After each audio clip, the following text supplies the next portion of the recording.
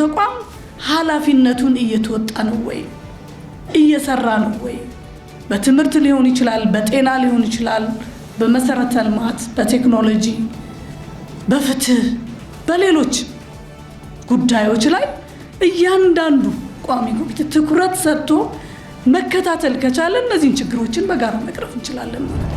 2 ዓመታት የዘለቀው የእስራኤልና ሐማስ ጦርነት ለንጹሃን ሞትና መፈናቀልን በማስከተል ጋዛንም እንዳልነበረች አድርጓታል። በጋዛ ያሉ አስፈላጊ መሰረተ ልማቶች መኖሪያ ቤቶች ወድመዋል። የሩሲያ ጦር በዩክሬን ዋና ከተማ ኪየቭ በፈጸመው የድሮንና የሚሳኤል አየር ድብደባ በሰፊ አካባቢዎች የኤሌክትሪክ መቆራረጥ ማስከተሉ ተሰምቷል። የኪየቭ ወታደራዊ አስተዳደር ኃላፊ እንዳስታወቁት ከተማ ባላስቲክ ሚሳኤል ጥቃት ስትናጣጥራለች። ዛሬ ማለዳ የነበረው የሩሲያ አየር ድብደባ ቢያንስ 8 ሰዎች እንዳቆሰለ የመኖሪያ ህንጻዎች እንዳወደመና የዩክሬን ዋና ከተማ ኪየቭ የተለያዩ ክፍሎች ላይ መብራት መቋረጥ አስከትሏል ሲሉ የአካባቢው ባለስልጣናት አስታውቀዋል። መገናኛ ብዙሃን የህዝብን ሰላምና ደህንነት እንዲሁም ተጻራሪ መብቶችና ጥቅሞችን ባከበረ መልኩ በኃላፊነት መንቀሳቀሳቸውን ማረጋገጥና በህግ መሰረት እንዲሰሩ የሚያስችል የህግ ማዕቀፍና ስርዓት መዘርጋት በማስፈለጉ የመገናኛ ብዙሃን አዋጅ ሊወጣ ችሏል። ሰላም ጤና ይስጥልን ውድ ተመልካቾቻችን፣ ሀገሬ ዜና ጀምሯል። የተለያዩ ከሀገር ውስጥና ዓለም አቀፍ መረጃዎችን ይዘን ቀርበናል። ከዜናዎቹ ጋር ዳግም ተገኝ ነኝ። በመጀመሪያም አበይት መረጃዎችን አስቀድምን። ብሔራዊ የአካል ጉዳተኞች ረቂቅ ፖሊሲ የመጨረሻ ግብዓት ማሰባሰቢያ መድረክ ተካሂዷል። አካል ጉዳተኞች እያሳለፉ ካሉት ተግዳሮት አኳያ ረቂቁ በሚኒስትሮች ምክር ቤት ጸድቆ በአፋጣኝ ወደ ተግባር እንዲገባ ተጠይቋል። ምረት ደግፍ ተጨማሪ አላት። አካል ጉዳተኞችን የተመለከተና ራሱን የቻለ ፖሊሲ በስራ ላይ አለመዋሉ በዘርፉ የሚሰሩ ስራዎች በቂ የፖሊሲ ድጋፍ እንዳይኖራቸው ማድረጉ ተነግሯል። ይህንን ክፍተት ይፈታል ተብሎ የታመነበት ረቂቅ ፖሊሲ ማዘጋጀቱንም የሴቶችና ማህበራዊ ጉዳይ ሚኒስቴር አስታውቋል። ረቂቅ ፖሊሲው አካል ጉዳተኞችን ተጠቃሚና ተሳታፊ ለማድረግ በህብረተሰቡ ውስጥም የትምህርት፣ የጤናና ሌሎችም ዘርፎች ላይ የእኩል ዕድል ተጠቃሚ እንዲሆኑ ከማስቻል እንዲሁም በስራ ስምሪትና በሌሎችም ሁኔታዎች እንዲጠቀሙ ታስቦ የተዘጋጀ መሆኑ ተነግሯል። ብዙ ነገሮችን አካቷል። የጤናውን ፍላጎታችንን፣ የትምህርት፣ የመረጃ ተደራሽነትን እንዲሁም ደግሞ ከተለያዩ የእንቅስቃሴ ተግዳሮቶች ጋር የተያያዙ የምንፈልጋቸውን ሁሉ መልሶች የያዘ ፖሊሲ ነው። ፖሊሲውን ሳነባው ነበር፣ ረቂቁም ቀድሞ ደርሶኝ። ስለዚህ ጥሩ የሆነ ለኛ የሚያገለግል መሳሪያ መሆን የሚችል ፖሊሲ ነው። እንደ አገር መምራት የሚችል ሲስተም ሊዘረጋ የሚችል ፖሊሲ ነው ብዬ አስባለሁ። በኢትዮጵያ ያሉ አካል ጉዳተኞች ያለባቸውን ተግዳሮት የሚፈታና አካታችነትን የሚያበረታታ ነው የተባለለት ፖሊሲው መጽደቁ ከፍተኛ ጥቅም ያለው ቢሆንም እንኳ ከመውጣቱና ከመጽደቁ ባሻገር ተፈጻሚነቱ ላይ ካሁኑ ሊታሰብበት እንደሚገባም ተነግሯል። ፖሊሲ አንደኛ ራሱን የቻለ ተቋም መኖሩ አንድ ትልቅ ጥቅም ነው። ሁለተኛ ደግሞ በአንድ ተቋም ውስጥ ብዙ የተለያዩ አካል ጉዳተኞች መኖሩ የኛንም ጨምሮ ማለት ነው ራሱን የቻለ ባጀትና ራሱን የቻለ የተለያዩ ነገሮች ለማግኘት ይመቻል። የተለያዩ ከምንጠይቃቸው አድካሚ ስራ ከምንሰራ ይልቅ ወደ አንድ ተቋም መጥቶ ራሱን የቻለ መኖሩ ለኛ ትልቅ ጥቅም ይኖረዋል። እሱ ነው ዋናው የፖሊሲና የህግ መውጣት የሚጠቅመን ብዬ ነው ማስበው። እንግዲህ መፈጸም የሚችል ከሆነ የአካል ጉዳተኞችን የልብ ትርታዎች የሚያይ ነው ብዬ አስባለሁ። ግን ይሄ ፖሊሲው ብቻውን ማስፈጸም ላይቻል ይችላል የሚል ወይም ተግዳሮቶች ሊገጥሙት ይችላሉ ብዬ ስጋቶች አሉኝ። በጥሩ ሁኔታ ተሰርቷል። እኛም በጣም እጅግ አድርገን እናመሰግናለን መንግስትንም መንግስት ያሉን አካላት በዚህ የተሳተፉትን ሁሉ። ግን ለማስፈጸም በሚቻል ደረጃ እንዲሆን ማስፈጸሚያ ህግ እንዲኖረው በዚያ አጋጣሚ መልእክቴን አስተላልፋለሁ።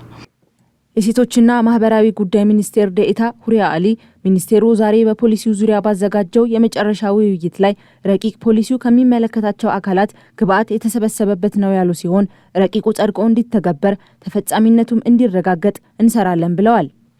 እያንዳንዱ ተቋም ኃላፊነቱን እየተወጣ ነው ወይ እየሰራ ነው ወይ በትምህርት ሊሆን ይችላል በጤና ሊሆን ይችላል በመሰረተ ልማት በቴክኖሎጂ በፍትህ በሌሎች ጉዳዮች ላይ እያንዳንዱ ቋሚ ኮሚቴ ትኩረት ሰጥቶ መከታተል ከቻለ እነዚህን ችግሮችን በጋራ መቅረፍ እንችላለን ማለት ነው።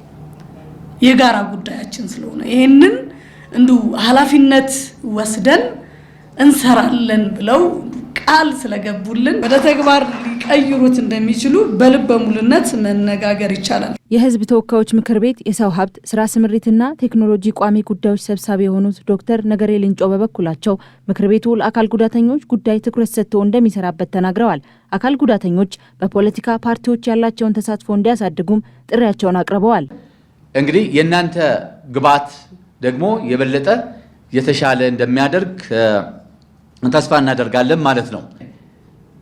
ብቃት ያላቸው የተማራቸው ምሁራን ናቸው። ለሀገር ታገለግላላችሁ፣ ትጠቅማላችሁ። ታዲያ እንዲሁ እንደዚህ አይነት ኤንጂኦዎች ይሁኑ ወይ ደግሞ ኮንፌዴሬሽን ይሁን ፌዴሬሽን ይሁን ማህበራት ውስጥ በመስራት ብቻ ነው የእናንተ መፍትሄ የሚረጋገጠው? የፖለቲካ ፓርቲ አባል እንዳትሆኑ ማን ከለከላቸው? አካሄዱን መንገዱን በትክክል አውቀን ካልገባንበት አብዛኛው ኤንጂኦ ናቸው እናንተ ያላቸው ኤንጂኦዎች ናቸው እናንተ ቮይስ የሚሰማው። አሁን እሱም እንዳለ ሆኖ ግን እኔ ጋብዛችኋለሁ፣ ወደ ፖለቲካ ፓርቲዎች ተቀላቀሉ። ብልጽግናም ይቀበላችኋል። ብዙ የፖለቲካ ፓርቲ እንትሮች አሉ። የፈለጋችሁ ውስጥ ግቡና ተመርጣችሁኑ ፓርላማ ይቀበላችኋል። ለ8 ጊዜያት ያህል ግብዓት የተሰበሰበበት ረቂቅ ፖሊሲው በቅርቡ በስራ ላይ እንደሚውልም ተነግሯል። ሀገሬ ቴሌቪዥን ከአይኢ ኔትወርክ ሶሉሽን ጋር በጋራ መስራት የሚያስችላቸውን የመግባቢያ ስምምነት ተፈራርመዋል። ስምምነቱ ሀገሬ ቴሌቪዥን በአፍሪካ የቴክኖሎጂ ለውጥን ለማምጣት ከሚሰራው አይኢ ሶሉሽን ጋር በጋራ መስራት የሚያስችለውን ነው። ኃይለ ገብርኤል ታደሰ። ሀገሬ ቴሌቪዥን ከአይኢ ኔትወርክ ሶሉሽን የቴክኖሎጂ ድርጅት ጋር በጋራ መስራት የሚያስችለውን የመግባቢያ ስምምነት ተፈራርመዋል። ስምምነቱን የተፈራረሙት የሀገሬ ቴሌቪዥን የቢዝነስ ዴቨሎፕመንት ዳይሬክተር አቶ ቁም ነገር ማስረሻ ሀገሬ ቴሌቪዥን ማህበረሰብን ሁለንተናዊ በሆነ መልኩ የሚያሳድጉና የሚያዝናኑ ፕሮግራሞችን በማዘጋጀት ላይ መሰረቱን ያደረገ መሆኑን ገልጸዋል። አሁን እያደገ የመጣውን የቴክኖሎጂ ዘርፍ በርካታ ወጣት ማህበረሰብ ላላት ኢትዮጵያ ተደራሽ ለማድረግ የሚያስችል ስምምነት መሆኑን ተናግረዋል። የአይኢ ኔትወርክ ሶሉሽን የሽያጭና ግብይት ክፍል ኃላፊ ክብር ጤናው ድርጅታቸው የሚሰራቸውን ስራዎች ተደራሽ ለማድረግ ከሚዲያ ተቋማት ጋር አብሮ መስራት ተገቢ በመሆኑ ይህንን ስምምነት መፈራረማቸውን ገልጸዋል። በቀጣይነትም በተለያዩ መንገዶች በጋራ መስራት የሚያስችላቸው መሆኑንም ተናግረዋል። የሀገሬ ቴሌቪዥን የፕሮግራም ክፍል ኃላፊ አቶ አዳም ጌታቸው አይኢ ኔትወርክ በዘርፉ ጠንካራ ከሚባሉ ተቋማት መካከል አንዱ መሆኑን ገልጸው በዘርፉ ያለውን ልምድ የበለጠ ማጠናከር የሚቻልበት ስምምነት መሆኑን ገልጸዋል። በቀጣይነትም በርካታ ስራዎችን በጋራ እንደሚሰሩ ተናግረዋል። እንግዲህ እንደሚታወቀው ሀገሬ ቴሌቪዥን ማህበረሰብ ማንቃት በሶሻል ኮንሽስነስ ላይ እንደዚሁም በተለያዩ የመዝናኛ ፕሮግራሞቹ ይታወቃል። እንግዲህ አሁን ደግሞ በቀጣይነት ከአይኢ ጋር የተለያዩ ቴክኖሎጂ ነክ የሆኑ ስራዎችን አብሮ ይሰራል። በተጨማሪም ስትራቴጂክ የሚዲያ ፓርትነር በመሆን ሀገሬ ቴሌቪዥን ከአይኢ ጋር በቀጣይነት ይሰራል። በተጨማሪም የተለያዩ ስራዎችን በጋራ እንሰራለን ብለን ተስፋ እናደርጋለን። የአይኢ ኔትወርክ ሶሉሽን ቺፍ ኦፕሬሽን ኦፊሰር አዲሱ ደንቦባ ድርጅታቸው ላለፉት 16 ዓመታት በተለያዩ ዘርፎች ከባንኮች፣ ከዩኒቨርሲቲዎችና ከመንግስታዊ ተቋማት ጋር ሲሰራ መቆየቱንና እየሰራም እንደሚገኝ ገልጸዋል። አይኢ ኔትወርክ ሶሉሽን የኢንተርፕራይዝ ኢንድ ቱ ኢንድ ኢንተርፕራይዝ አይቲ ስራዎች ላይ ተሰማርቶ የሚሰራ ካምፓኒ ነው። ኢንተርፕራይዝ አይቲ ስንል የዳታ ሴንተር፣ የኔትወርክ፣ ኮምፒውት፣ ስቶሬጅ ኢንፍራስትራክቸሮችን፣ የሳይበር ሴኩሪቲ ስራዎችን የሚሰራ ካምፓኒ ነው። ይህን ስራውን ደግሞ ከዩኒቨርሲቲዎች ጋር፣ ከባንኮች ጋር፣ የሚኒስቴር መስሪያ ቤቶች ጋር፣ መልቲናሽናልስ ጋር ነው የሚሰራው። ፎር ዘ ፓስት 60 ይርስ ከ200 በላይ ፕሮጀክቶችን የሰራ ካምፓኒ ነው። አክለውም የተፈራረሙት ስምምነት የጋራ ዓላማ ያላቸው ማለትም ማህበረሰብ ላይ ትኩረታቸውን አድርገው የሚሰሩ ተቋማት በመሆናቸው ሀገሬ ቴሌቪዥንን ተመራጭ ማድረጋቸውን ተናግረዋል። ዛሬ ከሀገሬ ጋር እንግዲህ እንዳያችሁት የኤምኦዩ ተፈራርመናል። ሀገሬን የመረጥንበት አንዱ ምክንያት ሀገሬ የማህበረሰብ ኮንሽንስ ላይ የሚሰራ የሚዲያ ተቋም ነው። አይኢ ደግሞ ምንም እንኳን የአይቲ ስራዎች ላይ ተሰማርቶ ቢኖርም የኛ ሚሽናችን ቼንጂንግ ዘ ላይፍ ኦፍ አፍሪካ ቪያ ዲሲፕሊን ወርክ ካልቸር ነው የሚለውና የስራ ካልቸራችንንም ከዛ በኋላ ደግሞ የምንሰራውንም ቢዝነስ ኢንዱስትሪያችንን ወደ ማህበረሰቡ ለማስተማር ለማድረስ ለመጠቀም ሁነኛ የሚዲያ አጋር ሆኖ አግኝተነዋል። እስራኤል በጋዛ ያለውን ጦርነት ለማስቆም የሚያስችለውን የመጀመሪያ ምዕራፍ እቅድ ማጽደቋ ተሰምቷል። እቅዱ በሁለቱም አካላት መካከል የተያዙ እስረኞችና ታጋቾች እንዲለቀቁ ያደርጋልም ተብሏል። ይሁንና ጋዛን የማስተዳደርና የሐማስ ትጥቅ የመፍታት ጉዳይ ያለየለት ጉዳይ ሆኗል። አልታየ ኪዳን ያዘጋጀውን ዳግም ተገኝ እንደሚከተል ያቀርበዋል። እስራኤል በጋዛ ያለውን ጦርነት ለማስቆም የሚያስችለውን የመጀመሪያውን ምዕራፍ እቅድ ማጽደቋ ተሰምቷል። የጸደቀው እቅድ የተኩስ አቁም እንዲደረግ፣ ታጋቾች እንዲለቀቁ እንዲሁም እስረኞቹ እንዲፈቱ የሚያደርግ ነው የተባለ ሲሆን ስምምነቱ ታሪካዊ መሆኑም እየተነገረ ነው። የአሜሪካው ፕሬዝዳንት ዶናልድ ትራምፕ ባቀረቡት የጋዛ የሰላም እቅድ ላይ በግብጽ ቀናትን የወሰደ አድካሚ ድርድር ከተደረገ በኋላ እስራኤልና ሐማስ የመጀመሪያው ዙር እቅድ ላይ በትናንትናው ዕለት ስምምነት ላይ ደርሰዋል። ስምምነቱ ተግባራዊ እንዲሆን በእስራኤል ካቢኔ መጽደቅ ይገባው የነበረ ሲሆን ይህም በዛሬው ዕለት መከናወኑ ተጠቁሟል። የእስራኤል መንግስት ስምምነቱን ያጸደቀው ሰዓታትን ከፈጀ የካቢኔ አባላት ስብሰባ በኋላ እንደሆነ ሲገለጽ የአሜሪካው ፕሬዝዳንት ዶናልድ ትራምፕ የመካከለኛው ምስራቅ ልዩ መልእክተኛ ስቲቭ ዊትኮፍ እና ጃሬድ ኩሽነር የካቢኔውን ስብሰባ መከታተላቸው ተገልጿል። ለ2 ዓመታት የዘለቀው የእስራኤልና ሐማስ ጦርነት ለንጹሃን ሞትና መፈናቀልን በማስከተል ጋዛንም እንዳልነበረች አድርጓታል። በጋዛ ያሉ አስፈላጊ መሰረተ ልማቶች፣ መኖሪያ ቤቶች ወድመዋል። የእስራኤሉ ጠቅላይ ሚኒስተር ቤንያሚን ኔታንያሁ በኤክስ የማህበራዊ ትስስር ገጻቸው የኛ መንግስት ሁሉም ታጋቾች እንዲለቀቁ የሞቱትም ወደ ምድራቸው እንዲመለሱ የሚያደርገውን ይህን እቅድ ጸድቋል ሲሉም ጽፈዋል። በጸደቀው እቅድ መሰረት ሐማስ በህይወት ያሉ 20 ታጋቾችን በ72 ሰዓታት ውስጥ እንዲለቅ ያደርጋል የተባለ ሲሆን በህይወት የሌሉትን የ28 ታጋቾች አስክሬን በቀጣይ እንዲመልስ ይደረጋል ተብሏል። ለዚህም በህይወት የሌሉትን ታጋቾች ለመፈለግ ጊዜ የሚፈልግ በመሆኑ እንደሆነ ተጠቁሟል። በእስራኤል በኩል ደግሞ ሐማስ ከ2 ዓመት በፊት በጥቅምት 7ቱ ጥቃት እጃቸው አለበት ብላ የዕድሜ ልክ የፈረደችባቸውን 250 የሚጠጉ ፍልስጤማውያንን ትለቃለች ተብሏል። ከዛ ባሻገር 1700 ከጋዛ የተወሰዱ እስረኞችን እንደምትለቅ ከፍልስጤም ባለስልጣናት መስማቱን ጠቅሶ ቢቢሲ ዘግቧል። የስምምነት መጽደቁን ተከትሎም በጋዛ ያለው ሰብአዊ ሁኔታ ይሻሻላል ተብሎም ይጠበቃል። ከዚህ ቀደም እስራኤል ወደ ጋዛ የሚገባውን እርዳታ በማገዷ ሳቢያ በጋዛ የሰብአዊ ቀውስ መከሰቱ የሚታወስ ሲሆን ህጻናትም ለተመጣጠነ የምግብ እጥረት ተዳርገው እንደቆዩ ሲገለጽ ቆይቷል። የዓለም ጤና ድርጅትም በጋዛ ረሃብ መከሰቱን መግለጹም አይዘነጋም። ይሁንና ከስምምነቱ በኋላ በመቶዎች የሚቆጠሩ የእርዳታ መኪናዎች ምግብ፣ መድኃኒትና ሌሎች አስፈላጊ ቁሳቁሶችን መከራና ስቃይ ሲያስተናገዱ ወደ ከረሙት 2 ሚሊዮን የጋዛ ነዋሪዎች እንደሚደርስ የመንግስታቱ ድርጅት ገልጿል። የሰላም እቅዱ ተግባራዊ መደረግ ከጀመረ በኋላ እስራኤል በመጀመሪያዎቹ 5 ቀናት ውስጥ በየቀኑ 400 የእርዳታ መኪኖች ወደ ጋዛ እንዲገቡ ትፈቅዳለች የተባለ ሲሆን ቁጥሩም ከጊዜ ወደ ጊዜ እየጨመረ እንደሚሄድ አንድ ስማቸው ያልተጠቀሰ የፍልስጤም ከፍተኛ ባለስልጣን ለቢቢሲ ተናግረዋል። ይህም በጊዜያዊ መጠለያና በፍርስራሾች ስር የራሳቸውን ቤት ቀልሰው እየኖሩ ላሉት በመቶ ሺዎች የሚቆጠሩ ፍልስጤማውያን ትልቅ ተስፋ ሰጪ መሆኑ ተመላክቷል። የአሜሪካው ከፍተኛ ባለስልጣን ጉዳዩን አስመልክቶ እንዳሉት 200 የሚጠጉ አባላትን የያዘ ሰላም አስከባሪ ጦር የጋዛ የተኩስ አቁም ስምምነትን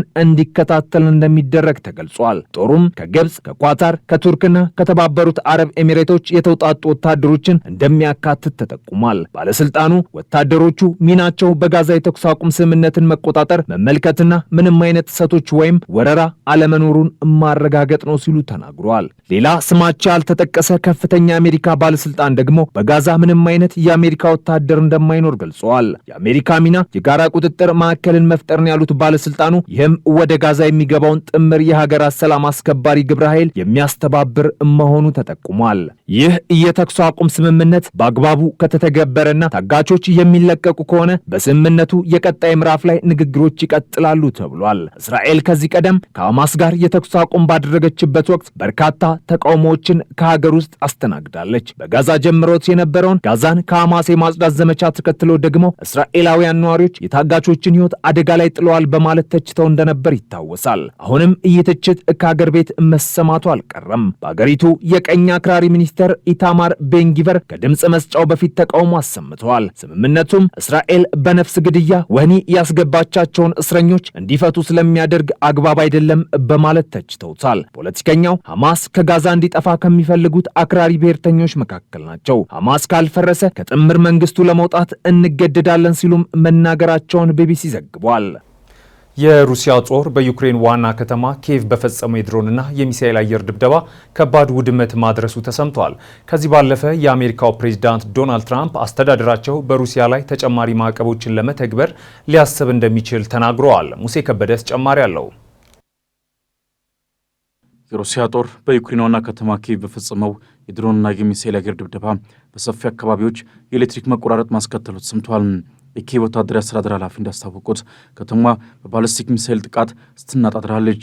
ዛሬ ማለዳ የነበረው የሩሲያ አየር ድብደባ ቢያንስ 8 ሰዎች እንዳቆሰለ፣ የመኖሪያ ህንፃዎች እንዳወደመና በዩክሬን ዋና ከተማ ኪየቭ የተለያዩ ክፍሎች ላይ የመብራት መቋረጥ አስከትሏል ሲሉ የአካባቢው ባለስልጣናት አስታውቀዋል። እሳቱ በ6ኛውና በ7ኛው ፎቅ ላይ ሲሰራጭ የነፍስ አድን ቡድኖች ከፎቅ አፓርትመንት ህንፃ ከ17 በላይ ሰዎችን ታድገዋል ሲል አሶሼትድ ፕሬስ በዘገባው አስፍሯል። በኪየቭ የተገኙ ፎቶዎችና ቪዲዮዎች በርካታ ህንፃዎች ፈራርሰው መስታወቶቻቸው ተሰባብረውና የከተማዋ ሰፊ አካባቢዎች በጨለማ ተውጠው አሳይተዋል።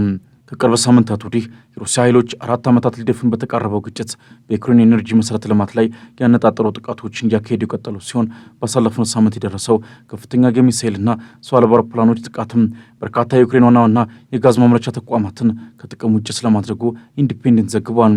የዩክሬን ፕሬዚደንት ቮሎዲሚር ዜሌንስኪ እንደገለጹት ሩሲያ በኪየቭ የኤነርጂ ዘርፍ ላይ ያነጣጠሩ ከ450 በላይ ሰው አልባ አውሮፕላኖችንና 30 ሚሳኤሎችን በመጠቀም ጥቃት ፈጽማብናለች ብለዋል። በዘጠኝ ክልሎች የመብራት መቆራረጥ በመጥቀስ አጋሮች የአየር መከላከያ ስርዓቶችን ድጋፍ በመስጠትና ማዕቀቦችን በማስፈጸም አስፈላጊ ድጋፍ እንዲያደርጉም አጽንኦት ሰጥተዋል። የሩሲያ ከፍተኛ ጥቃት በደቡብ ምስራቅ የምትገኘው ዛፖሪዥያ ከተማም ድሮኖችና ሚሳኤሎች 12 የአፓርትመንት ህንፃዎችን በማውደም የ7 ዓመት ልጅን ገድለው ሌሎች 4 ሰዎችን አቁስለዋል ሲሉ የክልሉ ገዥ ተናግረዋል። የኪየቭ ከንቲባ ቪታሊ ክሊችኮ በበኩላቸው 12 ሰዎች ቆስለዋል፣ 8ቱ ደግሞ ሆስፒታል ገብተዋል ብለዋል። የኤሌክትሪክ መቆራረጥና የውሃ አቅርቦት መስተጓጎል በከተማ ውስጥ በሚፈሰው የድኒፕሮ ወንዝ ምስራቅ ዳርቻ ላይ ባሉ አካባቢዎች ላይ ተጽዕኖ እንዳሳደረም ጠቅሰዋል። ከንቲባ አክለውም የአርብ ጥቃት በድኒፕሮ ወንዝ በተከፈለው የከተማ ሁለቱም ክፍል ኃይል ማቋረጡንና የውሃ አቅርቦት እንዳስተጓጉሉ አስታውቀዋል። በኪየቭ ላይ በተከታታይ ጥቃቶች ውስጥ ለጊዜው የመጨረሻ በሆነው በዚህ ጥቃት 5 ግለሰቦች ቆስለው ሆስፒታል የገቡ ሲሆን ሌሎች ደግሞ በቦታው ላይ የመጀመሪያ እርዳታ አግኝተዋል ተብሏል። ከቅርብ ወራት ወዲህ የሩሲያ ጦር በዩክሬን ከተሞች ላይ ሰው አልባ አውሮፕላኖችንና የሚሳኤል ጥቃቶችን ያጠናከረ ሲሆን ይህም በተደጋጋሚ የኤነርጂ መሰረተ ልማቶችንና የሲቪል አካባቢዎች ላይ ያነጣጠሩ ስለመሆናቸው ዘገባው ወጥቷል። የሩሲያ ኃይሎች በካርኪቭና በድኒፕሮፔትሮቭስክ አውዳሚ ጥቃቶችን መፈጸማቸውን ሰምተዋል። የ44ኛው ጦር ሰራዊት የግራድ ሮኬት መድፍ ቡድኖች በካርኪቭ የዩክሬን መሳሪያዎችን ሲያወድሙ ተጨማሪ ቡድኖች ደግሞ በድኒፕሮፔትሮቭስክ የጠላት ድሮን መቆጣጠሪያ ኢላማዎችን መጥተዋል ሲል የሩሲያ ጦር አስታውቋል። ይህ በእንዲህ እንዳለ እንደ ዩክሬኑ ፕሬዚደንት ቮሎዲሚር ዜሌንስኪ ገለጻ የዩክሬን የረጅም ርቀት ጥቃቶች በሩሲያ የኤነርጂ ተቋማት ላይ የነዳጅ አቅርቦትን በ20 በመቶ ሊቀንስ እንደሚችል ገልጸዋል። በነሐሴ ወር የሮይተርስ ስሌት እንደሚያመለክተው የዩክሬን ጥቃቶች በአንዳንድ ቀናት የሩሲያ ዘይት ማጣሪያን በ20 በመቶ ገደማ ቀንሰዋል። የዜሌንስኪ መግለጫም ይህ የጥረት ደረጃ አሁን እንደቀጠለ ይጠቁማል ብሏል ሮይተርስ። ይህ አሁንም ማረጋገጫ ያስፈልገዋል፣ ነገር ግን በቀጠልነው ጥቃት ምክንያት እስከ 20 በመቶ የሚሆነውን የነዳጅ አቅርቦታቸውን አጥተዋል ብለን እናምናለን ሲሉ ዜሌንስኪ ሐሙስ ዕለት ለጋዜጠኞች በሰጡት አስተያየት ተናግረዋል። ክሬምሊን በበኩሉም የሩሲያ የሀገር ውስጥ የነዳጅ ገበያ ሙሉ በሙሉ እንደሚቀርብ ገልጿል። በሩሲያ ዩክሬን ጦርነት አሁንም የተኩስ አቁም ስምምነት ጥረቶች ይበልጥ ሩቅ የሆኑ ስለመምጣታቸው የሚነገር ሲሆን በዩክሬን ያለውን ጦርነት ለማስቆምና የሰላም ስምምነት ላይ ለመድረስ የነበረው ተነሳሽነት መዳከሙን አንድ ከፍተኛ የሩሲያ ዲፕሎማት መናገራቸውም ይታወሳል።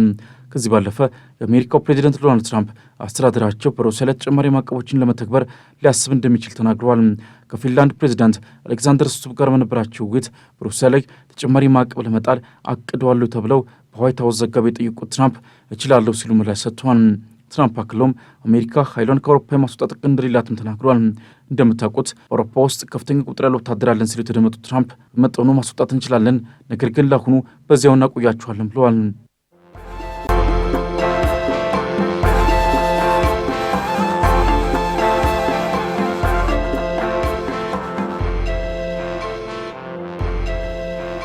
ውድ ተመልካቾቻችን ሀገሬ ዜና እንደቀጠለ ነው። አጫጭር ወዳልናቸው መረጃዎች አለፍን።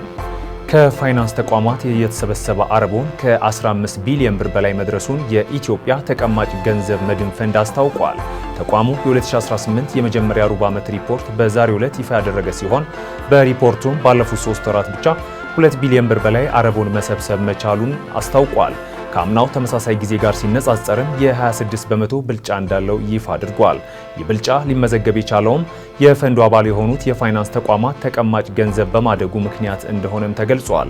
ይህንንም ተከትሎ ፈንዱ ከተመሰረተበት ጊዜ አንስቶ እስካሁን መሰብሰብ የቻለው የአረቡ መጠን ከ15 ቢሊዮን ዶላር በላይ መሻገሩን አስታውቋል። ከዚህም 14.5 ቢሊዮን ብሩ ከመደበኛ ተቀማጭ ገንዘብ የተሰበሰበ ሲሆን ቀሪው 1.2 ቢሊዮን ብር ደግሞ ከወለድ ነፃ ተቀማጭ ገንዘብ የተሰበሰበ መሆኑንም በመግለጫው ተመላክቷል።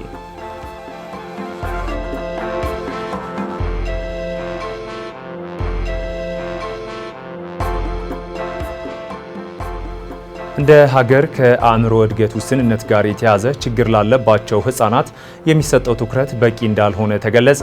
በተለይ በማህበረሰቡ በኩል ባለው የተሳሳተ አመለካከት ምክንያት የችግሩ ተጠቂ በሆኑ ዜጎች ላይ ጫና እንደሚደረግና ወጥተው ወደ ማህበረሰብ እንዲቀላቀሉ ማድረግ ላይ ከፍተኛ ክፍተት እንዳለ ተነግሯል። ህፃናቱን ታሳቢ ያደረጉ ማዕከላት በበቂ ደረጃ ለመኖራቸው ለችግሩ ሰፊውን ድርሻ እንደሚወስድም ተገልጿል። ይህን ችግር ለመፍታት የሚረዳና የአእምሮ እድገት ውስንነት ላለባቸው ልጆች የሚያገለግል ማዕከል በአዲስ አበባ አፍንጮ በር በተሰኘው አካባቢ በትብብር ሊገነባ እንደሆነ ተነግሯል።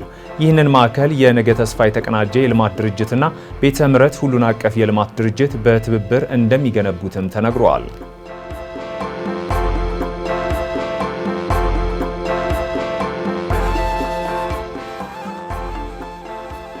በዓለም አቀፍ እንዲሁም በሀገር አቀፍ ደረጃ የሚታቀዱ እቅዶችን ከሀገራዊ ሁኔታዎች ጋር አጣጥመው መተግበር እንደሚገባ ተነግሯል። በአዲስ አበባ ላለፉት 3 ቀናት ሲካሄድ የሰነበተው የአፍሪካ የቲንክ ታንክ ጉባኤ ተጠናቋል። ሀገሬ ቴሌቪዥን ያነጋገራቸው የጉባኤው ተሳታፊዎች በዓለም አቀፍና በአህጉር ደረጃ የሚታቀዱ እቅዶችን ለማሳካት ሀገራት ከነባራዊ ሁኔታዎች ጋር አጣጥመው ተግባራዊ ማድረግ እንደሚገባቸው ተጠቁሟል። የአፍሪካ ህብረት አጀንዳ 2063ን ጨምሮ ሌሎች በርካታ እቅዶች ያላቸው ተግባራዊነት አሁንም በበቂ አለመሆኑ ያነሱት የጉባኤው ተሳታፊዎች ሀገራትን እነዚህን እቅዶች ማሳካት የሚያስችሉ አካሄዶችን መከተል እንደሚገባቸውም ጠቁመዋል። የሀገራትን ግብር የመሰብሰብ አቅም ማጠናከር ትኩረት ሊሰጠው እንደሚገባም ተመላክቷል።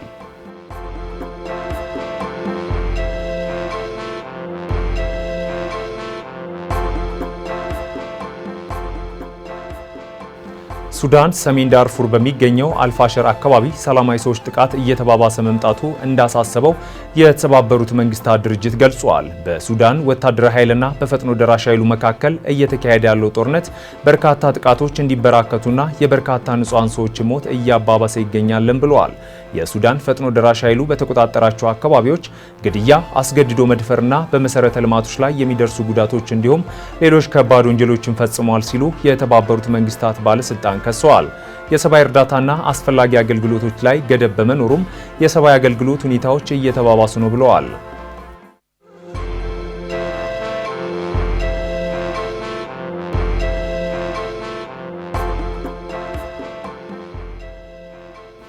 ቬንዙዌላዊቷ የተቃዋሚ ፖለቲካ መሪ ማሪያ ኮሪና ማቻዶ የ2025 የኖቤል የሰላም ሽልማት አሸናፊ መሆናቸው ይፋ ተደርጓል።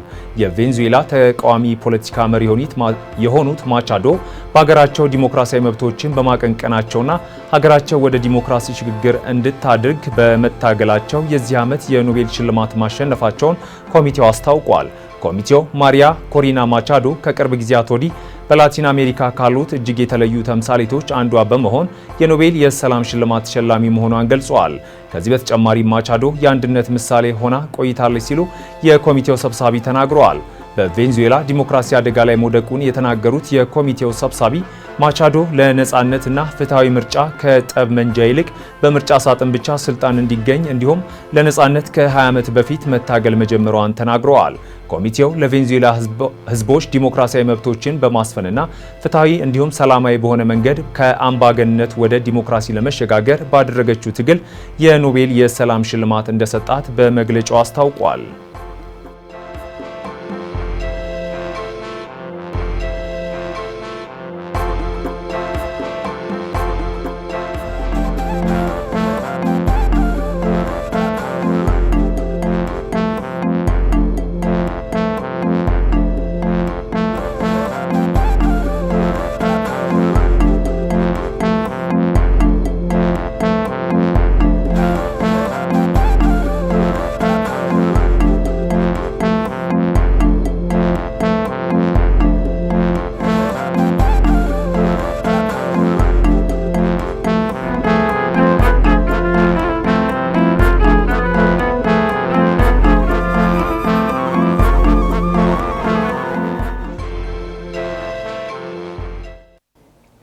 ውድ ተመልካቾቻችን ምጣኔ ሀብታዊና የቢዝነስ መረጃዎች ወደ እናንተ የሚደርስበት ሰዓት ላይ ደርሰናል።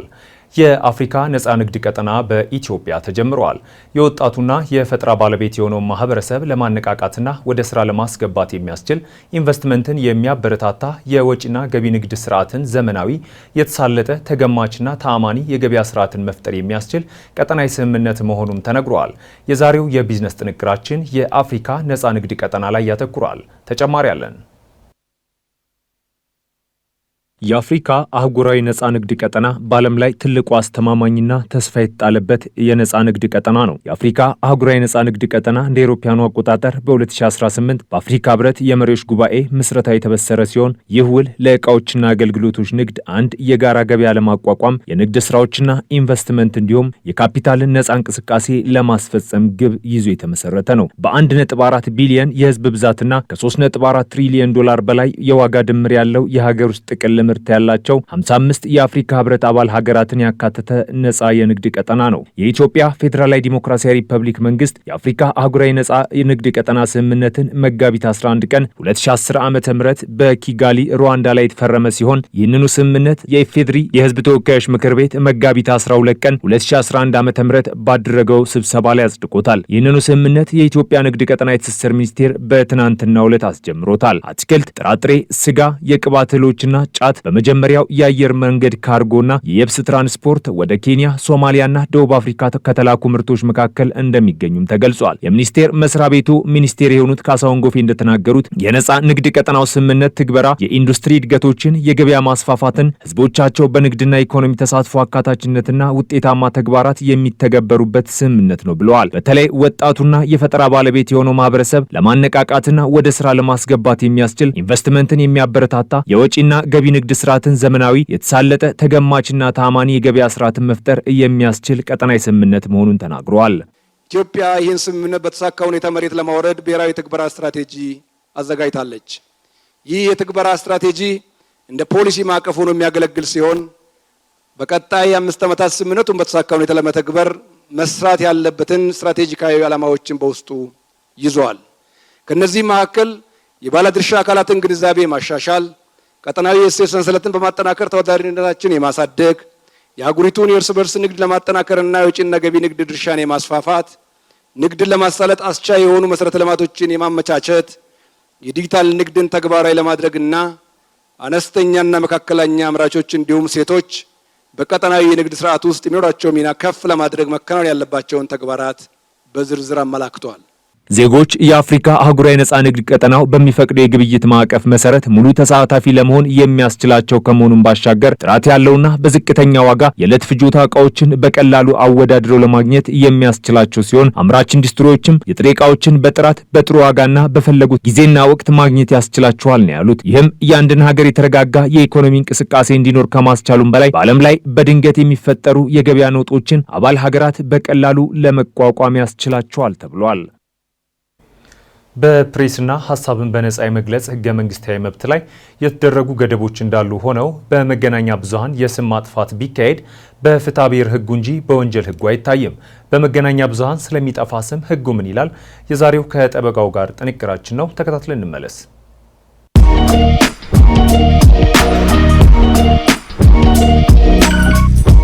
ጤና ይስጥልን። የስም ማጥፋት ተግባር በመገናኛ ብዙሃን በፍትሐ ብሔር እንጂ በወንጀል የማያስጠይቅ መሆኑን በተመለከተ ገነክ መረጃ ላካፍላችሁ። ጠበቃ እንዳርጌ ካሴ ነኝ። አብራችሁን ቆዩ።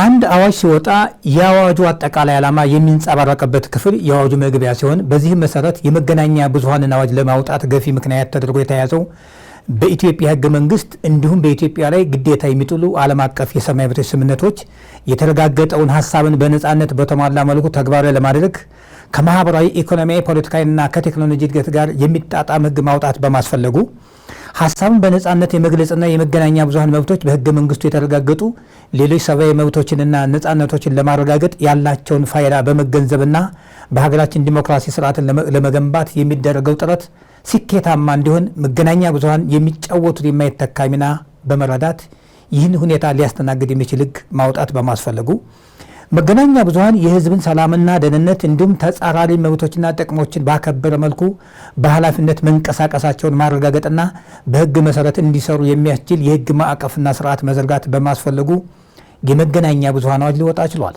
ከዚህ ላይ ልብ ሊባል የሚገባው የመገናኛ ብዙሃን የወጣበትን ገፊ ምክንያቶች እንደወረደ ከመግለጽ ያለፈ ስላተገባበሩ አላነሳንም። ወደ ዋናው ርዕሰ ጉዳያችን ስንመለስ የስም ማጥፋት ተግባር በመገናኛ ብዙሃን ሲፈጸም ከፍትሐብሔር ኃላፊነት በስተቀር በወንጀል የማያስጠይቅ መሆኑን የመገናኛ ብዙሃን ህግ በግልጽ ደንግጓል። ወደ ዝርዝር ጉዳዩ ከመግባታችን በፊት የመገናኛ ብዙሃን አዋጁ ለራሱ ለመገናኛ ብዙሃን የሰጠውን ትርጉም እንመለከታለን። የመገናኛ ብዙሃን ማለት በየጊዜው የሚወጡ ህትመትን፣ የብሮድካስት አገልግሎትንና የበይነ መረብ የመገናኛ ብዙሃንን በመጠቀም የዜና ወይም የፕሮግራም ወይም የዜናና የፕሮግራም አገልግሎት ለህዝብ ለማቅረብ የተቋቋሙ አካላት ሲሆኑ መጽሐፍትን፣ ማህበራዊ መገናኛ ብዙሃንን፣ ጦማሮችንና በየጊዜው የሚወጣ ህትመት አካል ያልሆኑ ፎቶ፣ ስዕልና ካርቱንን ሳይጨምር የዜና አገልግሎት ድርጅቶችን ያካትታል። የበይነ መረብ መገናኛ ብዙሃን ማለት በመገናኛ ብዙሃን አገልግሎት አቅራቢው ይዘት ላይ የመወሰን ኃላፊነት ስር ዋነኛ ስራው ዜናና ፕሮግራምን መሰብሰብ፣ ማዘጋጀት፣ ማጠናከርና ማሰራጨት በሆነ ድርጅት በኢንተርኔት አማካኝነት የሚሰራጭ ምስል፣ ድምፅ፣ ቪዲዮና የድረገጽ ጽሁፍን በመጠቀም ወይም እነዚህን በማቀናጀት መረጃ የማስተላለፍ አገልግሎት ነው። ፌስቡክ፣ ቲክቶክ፣ ቴሌግራምና መሰል የኤሌክትሮኒክስ ሚዲያዎችን ይጨምራል። ምንም አይነት የህዝብ ጥቅም በሌለበት በግለሰቦች ላይ ከሚፈጸም በስተቀር የመጉዳት ሀሳብ ከሌለና የንግግሩ ይዘት እውነተኛ የሆነ እንደሆነ የንግግሩን እውነተኛነት ለማረጋገጥ ተቀባይነት ያላቸውን አካሄዶችና መንገዶች ሁሉ ተጠቅሞ ያገኘው መረጃ ትክክለኛ እንደሆነ በቅንነት በማመን ያደረገው ንግግር ከሆነ ወይም ለህዝብ ጥቅም ሲባል የተደረገ ንግግር ከሆነ በስም ማጥፋት ተፈርጀው የፍትሐብሔር ተጠያቂነት አያስከትሉም። ከመገናኛ ብዙሃን ህጉ ስንነሳ የስም ማጥፋቱ ተግባር የህዝብ ጥቅም ካለበት በመገናኛ ብዙሃን ላይ የሚጣለው የህሊና ጉዳት ካሳ ከብር 300 ሺህ ሊበልጥ አይችልም። የህሊና ጉዳት ካሳ ሲወሰን የመገናኛ ብዙሃንን የትርፍ ሁኔታ፣ የደረሰውን የጉዳት መጠንና የሚወሰነውን ካሳ በመገናኛ ብዙሃን ህልውና ላይ ያለውን ተጽዕኖ ከግምት ውስጥ ማስገባት አለበት። የህዝብ ጥቅም ሲባል የህዝብ ጥቅም ማለት ከግል ወይም ከጥቂት ቡድኖች የጥቅም ፍላጎት በተቃራኒ የማህበረሰቡን የደህንነት፣ የምጣኔ ሀብት፣ የባህል፣ የፖለቲካና መሰል ተፈጥሮ ያላቸውን ጥቅሞች ጨምሮ የሰፊው ህዝብ ተጠቃሚነት ነው በሚል የመገናኛ ብዙሃን አዋጅ ትርጉም ይሰጠዋል። አመሰግናለሁ።